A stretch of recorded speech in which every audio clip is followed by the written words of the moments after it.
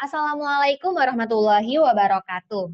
Di video kali ini kita akan membahas salah satu struktur data dinamis, yaitu linked list.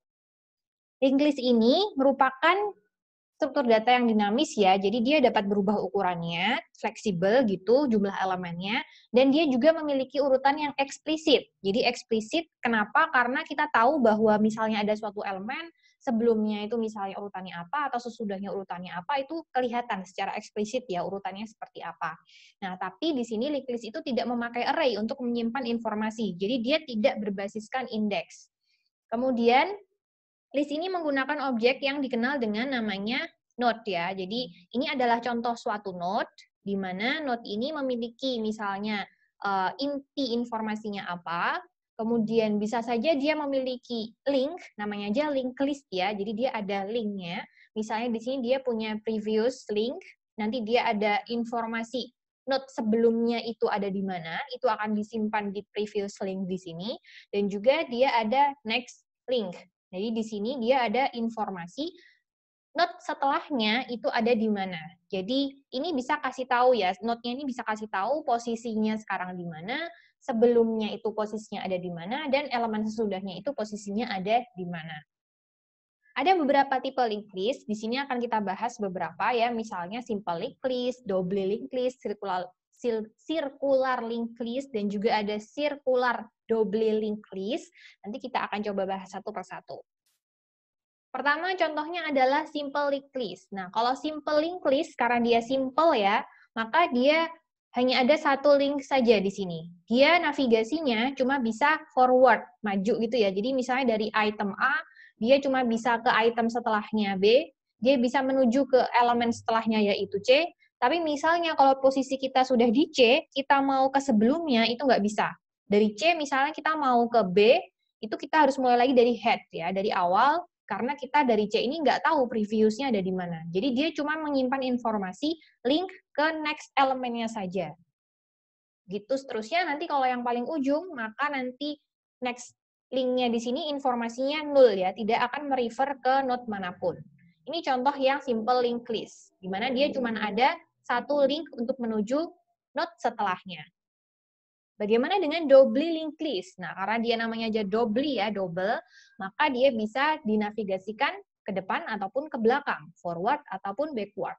Jadi dia satu node ini memiliki informasi previous link dan juga next link. Contohnya saja, misalnya di sini ini untuk head-nya ya, menunjuk ke elemen yang pertama, maka previous-nya dia 0, karena dia yang paling depan. Kemudian di sini dia ada informasi setelahnya, next link-nya itu akan menuju ke node yang B di sini. Sementara itu, misalnya kita di B, kita juga bisa menuju ke elemen sebelumnya. Dia tahu elemen sebelumnya apa dari previous ya. Jadi di sini dia ada informasi previous link. Oh, dia previous link-nya menuju ke node A.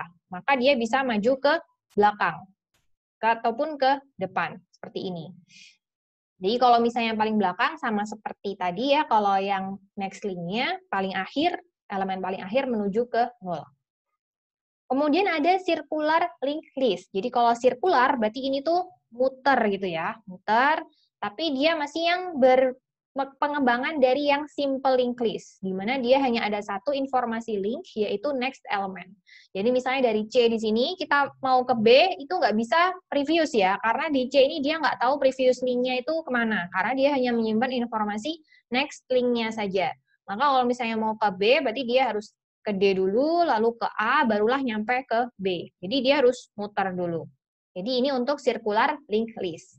Jadi elemen terakhirnya, misalnya yang paling akhir ini ada D, itu next link-nya akan menunjuk ke elemen yang pertama. Jadi di sini menunjuk ke yang ada di depan. Nah, kalau circular double linked list, nah ini berarti muter dan bisa maju mundur gitu kan. Jadi misalnya di sini yang terakhir adalah C, next link-nya akan menuju ke yang paling awal, elemen A. Kemudian A juga, previous link-nya di sini, meskipun dia paling depan, dia previous link-nya akan menuju ke elemen yang paling akhir, yaitu C. Jadi dia muter dan bisa forward ataupun backward. Jadi itu untuk circular double linked list. Nah, kemudian ini adalah contoh kalau misalnya kita mau menambahkan node pada linked list. Kita ambil salah satu tipe ya, misalnya saja pada tipenya yang double linked list. Jadi di sini kita misalnya punya linked list, double linked list yang mana dia ada 3 elemen pada awalnya, yaitu elemen A, B, dan C di sini. Kemudian kita mau menambahkan node baru di sini, misalnya D.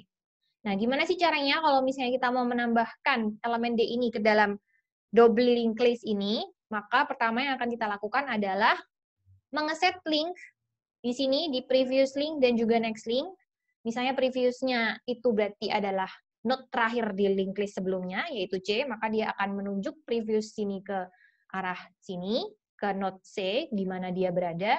Kemudian di akhirnya, karena kita menambahkan D ini di paling akhir, kita tidak menentukan dia mau ditambahkan di sebelah mana, maka dia akan menunjuk ke 0. Itu step yang pertama. Jadi di step pertama kita set link yang ada di node yang akan kita tambahkan ke sebelah kirinya dan juga sebelah kanannya. Kalau di sini kasusnya adalah 0. Setelah itu, kita juga perlu memanipulasi link yang ada di sekitar D di sini. Jadi ceritanya di sini, D ini di sekitarnya ada node C. Maka kita perlu memanipulasi link yang ada di node C juga. Jadi di sini, yang tadinya di sini next link-nya itu menuju 0, karena sekarang sudah tidak yang paling akhir lagi, sekarang menunjuk ke D. Gitu. Jadi tahapannya pertama kita harus mengeset link yang ada di node yang akan ditambahkan. Selanjutnya kita perlu mengganti link yang ada di sekitar elemen yang ditambahkan tersebut. Jadi lebih mudah ya. Nah, ini adalah Java linked list dan methods-nya. Misalnya kita mau menginisialisasi, kita di sini tahu bahwa kalau di Java, kalau misalnya kita pakai kelas linked list pada Java, itu dia adalah double linked list ya. Jadi dia bisa previous dan juga bisa next. Mungkin kalau misalnya kita mau lihat di sini ya, kita Ctrl O, kita cari linked list. Oke, di sini kita lihat informasinya ya, bahwa dia linked list ini merupakan pengimplementasi dari collection list ya. Kemudian di sini kita lihat informasinya, ya di sini atribut-atributnya. Pertama dia ada itemnya apa, kemudian dia ada next, dan juga ada previous. Jadi dia bisa ke depan ya, forward dengan melihat link next-nya, dan juga bisa backward dengan melihat previous-nya. Dan sini ada itemnya. Jadi untuk linked list pada Java ini, dia mengimplementasikan double linked list. Jadi cara menginisialisasinya, misalnya di sini kita tentukan kelas linked list, kemudian tipe datanya mau apa, ini adalah nama dari variabel linked list-nya, kemudian ini untuk membuat linked list-nya. Nah, kemudian ada beberapa metode ya, yaitu ada add, kemudian ada pull, pop, push, remove, dan lain-lain. Ini nanti akan kita praktikan di video selanjutnya untuk demonya. Nah, sekarang kita mau tahu nih persamaan dan perbedaan antara array list dan juga linked list. Di video sebelumnya kita sudah bahas array list, yang mana kayaknya agak-agak sedikit mirip ya dengan linked list karena sama-sama struktur data dinamis. Nah, sekarang persamaannya apa sih? Kita lihat bahwa persamaannya di sini adalah sama-sama mengimplementasikan interface dari list. Ya, jadi ini keduanya mengimplementasikan interface dari list, jadi kita bisa menggunakan metode-metode yang ada di interface list. Kemudian kalau perbedaannya nih, perbedaannya apa ya? Kapan kita perlu menggunakan array list dan kapan kita perlu menggunakan linked list? Nah, jadi kalau misalnya kita sudah pelajari, di array list itu yang pertama dia berbasis indeks, kita tahu indeksnya indeks ke 0, 1, 2, 3, 4, dan seterusnya. Sedangkan kalau linked list, dia tidak pakai indeks, tapi dia list of elements ya. Jadi dia daftar elemennya yang terhubung satu dengan yang lainnya seperti ini. Kemudian untuk pengaksesannya nih, kalau misalnya array list itu random access to its elements. Jadi random access itu kita bisa acak gitu ya. Misalnya kita mau langsung akses indeks ketiga, itu bisa. Kita mau langsung akses indeks ke 1, itu bisa. Sedangkan kalau di linked list itu setiap elemen terhubung ke elemen sebelum dan sesudahnya. Jadi misalnya nih kita mau akses elemen B. Nah, maka kita harus mulainya dari head dulu ya, dari ujung kepalanya dulu, ditelusuri dari A, kemudian nanti ini menuju kemana sih? Apakah ini elemen yang dicari? Oh, bukan. Dia akan lihat next-nya. Next-nya B. Apakah ini elemen yang dicari? Oh, iya, betul. Maka baru ketemu. Gitu. Jadi, ini urut dari head. Kemudian kalau array list itu lebih lambat ketika operasi penambahan atau pembuangan elemen. Kenapa? Kita ingat di video sebelumnya bahwa kita harus memanipulasi indeks ya. Jadi misalnya saja kita misalnya menambahkan di sini untuk indeks kedua. Kita mau tambahkan di sini insert ya, new element.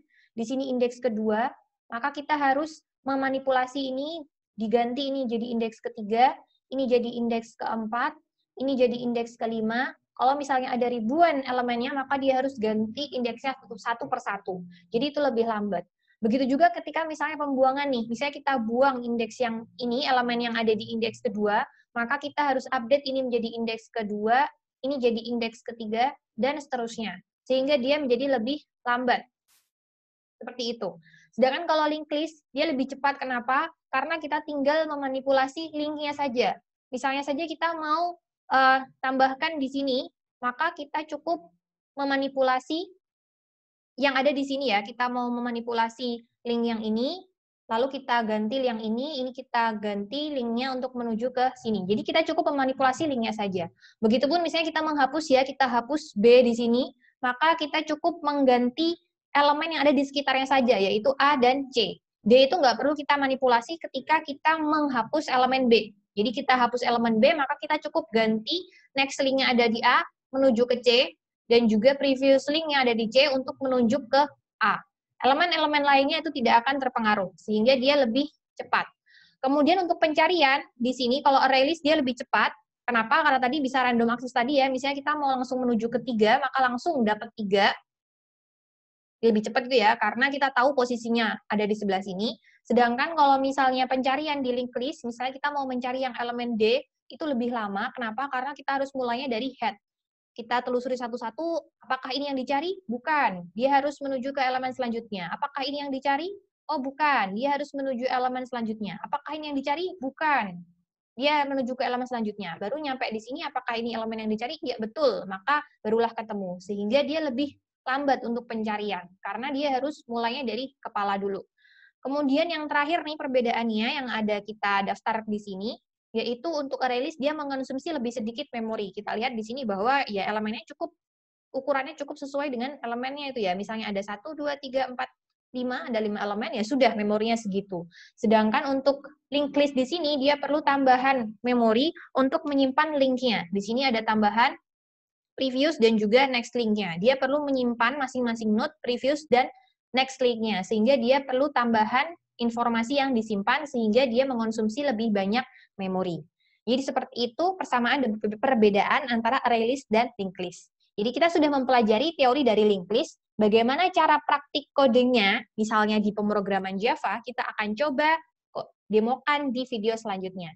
Jika ada yang masih bingung, jangan lupa tanyakan di kolom komentar. Terima kasih. Wassalamualaikum warahmatullahi wabarakatuh.